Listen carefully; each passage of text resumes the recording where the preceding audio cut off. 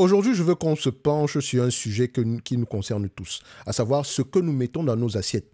Et croyez-moi, c'est un domaine où les entreprises doivent s'adapter, ce qui peut créer des opportunités intéressantes pour ceux qui savent regarder. Vous avez déjà peut-être remarqué que le goût des consommateurs change, les habitudes de consommation changent. Nous sommes de plus en plus attentifs à la composition de nos aliments et c'est une excellente nouvelle. Les colorants artificiels, par exemple, sont sous le feu des projecteurs. L'Agence américaine de la santé, la FDA, pousse pour qu'ils soient remplacés par des alternatives naturelles. C'est un mouvement de fond, pas juste une mode passagère. D'ailleurs, certains de ces colorants sont déjà interdits ou très réglementés en Europe depuis longtemps. Prenez Kraft Heinz, par exemple, un nom que vous connaissez sûrement. Ils viennent d'annoncer qu'ils vont retirer tous les colorants artificiels de leurs produits vendus aux États-Unis d'ici fin 2027. Et je prends peut-être l'exemple de Kraft Heinz ici, mais ça concerne PepsiCo, ça concerne Coca-Cola, en tout cas ça concerne toutes les entreprises dans le domaine de l'agroalimentaire. Ce que je suis en train de raconter présentement. Et donc vous allez comprendre peut-être pourquoi est-ce que certaines de ces entités-là se négocient au prix actuel. D'accord? Donc, et ils ne lanceront pas, je prends l'exemple de Kraft Heinz ici, Kraft Heinz qui vient d'annoncer qu'ils vont retirer tous les colorants artificiels de leurs produits vendus aux États-Unis d'ici fin 2027 et ils ne lanceront plus de nouveaux produits avec ces ingrédients. Donc, pour les produits déjà sur le marché en date d'aujourd'hui, tous les colorants artificiels vont être remplacés d'ici fin 2027. Et pour les nouveaux produits qu'on va lancer, aucun de ces produits n'aura ici d'ingrédients interdits n'aura ici de colorant artificiel. Donc, ce n'est pas une surprise, il faut le dire. Une grande partie de leurs produits en est déjà exempte et ils investissent depuis des années pour trouver des substituts naturels. Le président de Kraft Heinz pour l'Amérique du Nord a même rappelé qu'ils avaient déjà retiré ces additifs de leur célèbre macaroni au fromage Kraft dès 2016. Donc, ils ont commencé depuis très longtemps. Quant à leur ketchup Heinz, il est toujours, enfin, pas qu'il est toujours, il a toujours été naturellement rouge grâce aux tomates. Donc, pourquoi c'est important pour l'investisseur amateur de stock picking que tu es? Alors, pourquoi cela nous intéresse? Parce que il faut se dire une chose. Quand il y a un changement de fond pareil, ça implique parfois, une anticipation et des coûts de production plus élevés. Parce qu'on passe ici, posez-vous la question de savoir pourquoi est-ce que ces entreprises utilisent des colorants artificiels? Ce n'est pas juste une question de goût, c'est également une question de coût. Et donc, s'ils sont forcés ici à adopter des ingrédients ou bien des colorants naturels qui sont généralement plus coûteux, on peut s'attendre à ce que les coûts de production augmentent. Si elles ont un pricing power, elles feront passer le coût de production en question au consommateur final.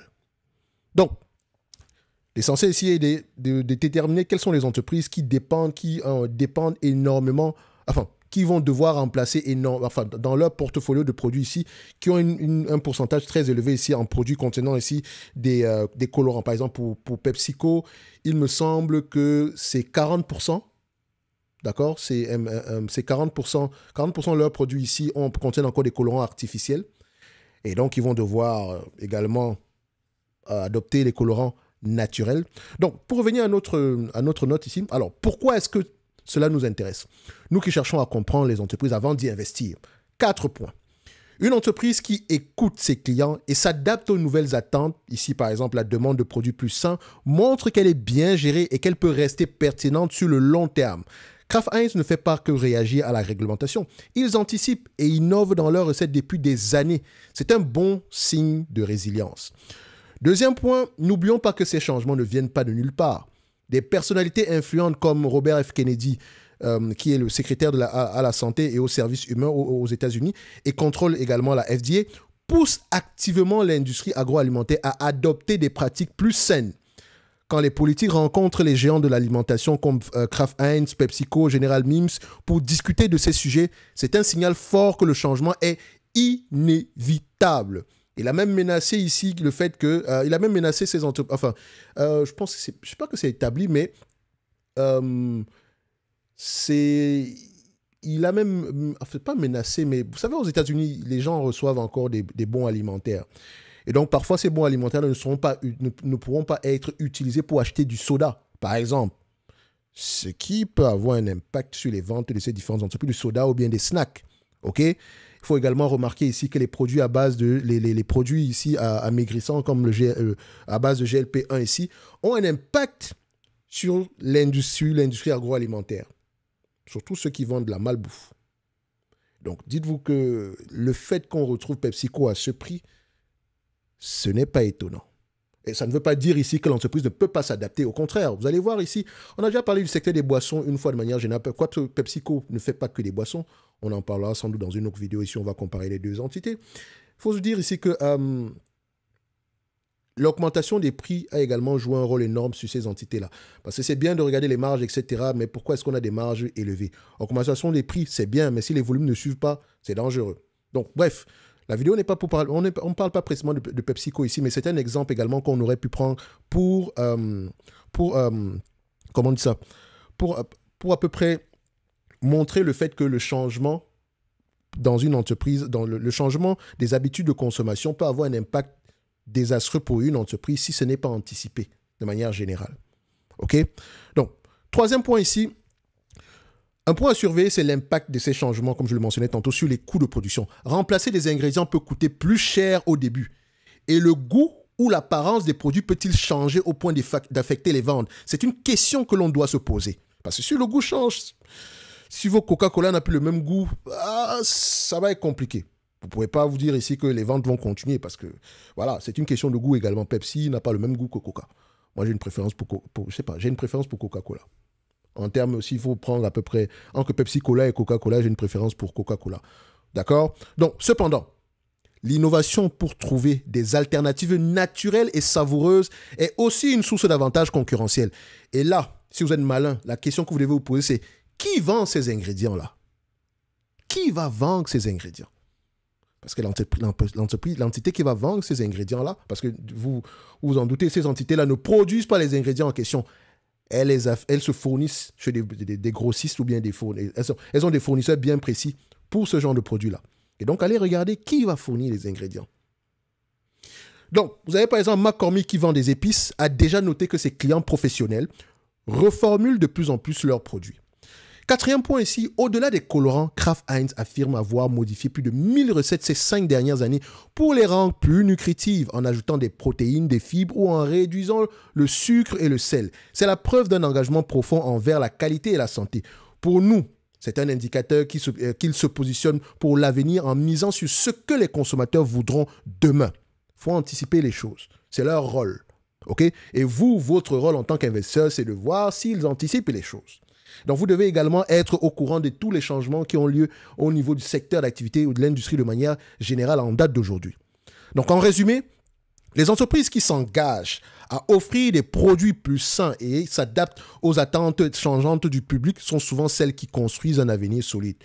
Observer comment elles gèrent ces transformations nous donne des indices précieux sur leur santé à long terme. Vu qu'on a mentionné Kraft Heinz ici, on va aller regarder ça très rapidement au niveau des éléments quantitatifs. Je vais prendre Kraft Heinz KHC, ticker symbole. On prend ça ici, qui est majoritairement, je pense que Berkshire Hathaway détient une grosse partie de cette compagnie. Donc, en termes de revenus, rien n'a bougé. C'est 25 milliards depuis plusieurs années, ça ne change pas. Donc, on peut déjà dire ici que c'est une compagnie mature. Et quand on a une compagnie mature, ne vous attendez pas à ce que les multiples de valorisation soient élevés. OK?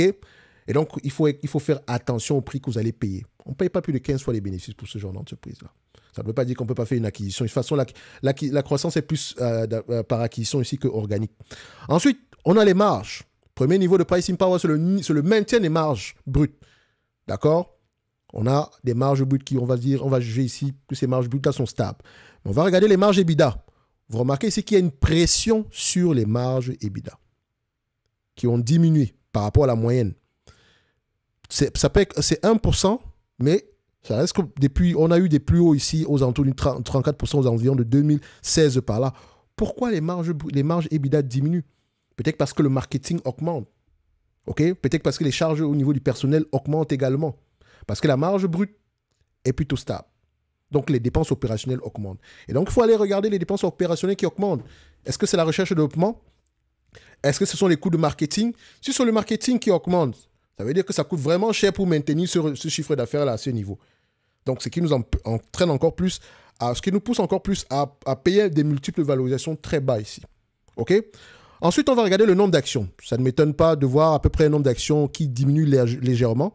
Donc, c'est plutôt une entité qui aura tendance à racheter ses actions. Je pense que ça sera encore plus sur les mois. Elle va encore plus le faire sur les mois à venir parce que elle est déjà sur une bonne dynamique ici. On a retiré près de 30 millions d'actions. Si ma mémoire est bonne, c'est 1 milliard 240. Oui, plus de 40 millions d'actions. C'est bien ça, oui. 40 millions d'actions depuis 2023. Donc, on a une accélération ici. Si vous allez regarder le buyback yield, OK, donne à peu près aux alentours de combien? Voilà. Dézoome un tout petit peu. Ça va pas être très long.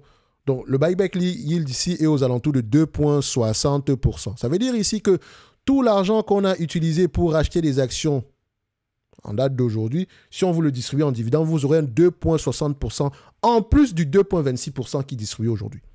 Et donc, vous pouvez aller voir ici, il faut que shareholder yield, qui prend en considération le dividende versé, le buyback yield, plus ou moins la dette. Si on a émis de la dette ici, ça aura un impact sur le shareholder yield. Si on n'a pas émis de la dette ici, si on a plutôt remboursé la dette ici, ça aura tendance à avoir un impact positif sur le shareholder yield. Donc, on a à peu près un rendement ici. Vous voyez que quand c'est inférieur au niveau de dividende, vous pouvez déjà tirer la conclusion selon laquelle on a émis de la dette sur les derniers mois. Ce n'est pas plus grave que ça, d'accord? Surtout si l'entreprise a les moyens de repayer cette dette-là. Donc, on a à peu près, en termes de dette nette ici, on peut regarder, on a à peu près quelque chose à l'entour de 2,7 fois l'EBITDA. Ce qui est intéressant, c'est de voir en termes de free cash flow, ils peuvent repayer la dette nette en combien d'années par rapport à la dette, par rapport au free cash flow qu'ils génèrent. Je prends ici, grosso modo, si je prends ici les 5 dernières années, on génère à peu près 3 milliards, 19 milliards, donc à peu près en moins de 7 ans, 6 ans et demi, ils peuvent repayer la dette nette ici avec les free cash flow. Mais ils distribuent déjà une bonne partie en cash. Donc, je peux voir ici, si on génère à peu près 3 milliards de free cash flow divisé par le 30,46, qui est la capitalisation boursière en date d'aujourd'hui, on a à peu près 9,84%. Donc, on peut se permettre de payer ce dividende-là et il reste un tout petit peu pour rembourser la dette. De toute façon, le niveau d'endettement ici n'est pas alarmant. Ils ont les moyens de rembourser la dette. Ils ont les moyens de le faire. Mais maintenant, il faut regarder la dette en question. Comment est-ce qu'elle est échelonnée dans le temps? La dette en question, quels sont les taux d'intérêt moyens ici? Parce que ça peut également avoir un impact.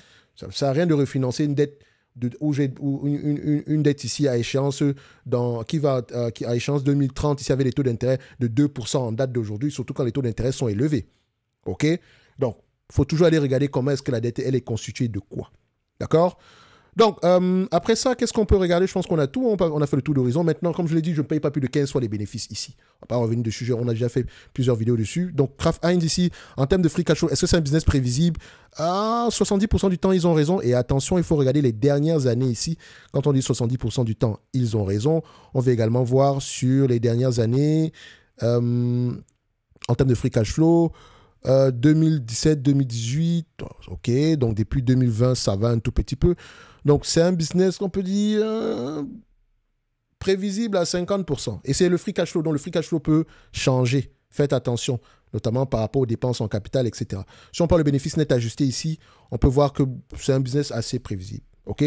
Mais bon, on ne cherche pas à avoir précisément raison, on va avoir le moins de tort possible. La question que je me pose d'abord, c'est de savoir, est-ce que cette compagnie est capable de rapporter à peu près 3 milliards par an sur les années à venir? Si c'est 3 milliards, on a à peu près 1,2 milliard en termes d'actions. On va regarder ça ici. 1,2 milliard, ça fait 2,5 $ ici. Si on le prend à 15 fois les bénéfices, on se situe à peu près aux alentours de 37,50 $. 37,50 $, et je prends ici les free cash flow des derniers mois. OK? Pas ceux à venir. Si on a plus que ça, tant mieux. OK? Donc, si on enlève la dette nette en date d'aujourd'hui, je rappelle déjà que ça sera une entreprise qui est une entreprise intéressante pour ceux qui recherchent un rendement. Si on enlève la dette nette aux alentours de 16 $ l'action ici, donc moins 16 $, j'enlève toujours la dette nette, ça donne à peu près un prix aux alentours de 21,50 $. Donc, le prix actuel est très intéressant. Et ça ne prend pas en considération une éventuelle croissance. OK? Si on rembourse la dette ici, on aura tendance à payer moins en termes de taux d'intérêt. Et donc, si par bonheur, on va le dire comme ça, l'entreprise arrive à générer du 3 $ par action, ça fera 46 $ à 15 fois les bénéfices. Moins la dette nette ici, on sera tombé à peu près une trentaine de dollars par là. OK? Donc, on va se dire une chose. Le prix actuel est intéressant. Et encore plus intéressant pour ceux qui cherchent un rendement. OK? Donc, ce n'est que mon avis sur Kraft Heinz. La vidéo ne portait pas juste sur Kraft Heinz. Faut faire attention. J'ai pris Kraft Heinz ici pour mentionner à peu près, comme exemple, pour montrer ici que dans l'industrie agroalimentaire en date d'aujourd'hui, il y a beaucoup de changements. OK? Les habitudes de consommation changent, mais également la réglementation est de plus en plus compliquée. Surtout sur les gros marchés comme les États-Unis. Parce que les pays en voie de développement, ce n'est pas si élevé que ça. OK? Donc, vous pouvez comprendre pourquoi est-ce qu'on a un ralentissement sur ces entités sur les derniers mois. Donc, la réglementation, les habitudes de consommation, également le GLP-1 joue un rôle dessus. Mais ça ne veut pas dire que les entités restent ici les bras croisés. Ils innovent. Ils s'orientent de plus en plus vers des produits entre parenthèses santé. OK? Et notamment, ça commande des prix plus élevés dans tous les cas de figure. Donc, moi, je pense que si on pose la question de savoir est-ce que ces entités-là vont disparaître, non, pas du tout. Mais ce sont des compagnies matures sur lesquelles il ne faut pas s'attendre à une croissance exceptionnelle. Et donc, on ne paye pas des multiples élevés. D'accord? Donc, un like, un abonnement, un commentaire, ça fait toujours plaisir. Et pour ceux qui veulent aller plus loin, regardez le premier commentaire épinglé juste en dessous de cette vidéo-ci. Et nous, on se donne rendez-vous sur les prochaines vidéos. Comme je l'ai tantôt mentionné précédemment, un like, un abonnement, un commentaire, ça fait plaisir. Merci, au revoir.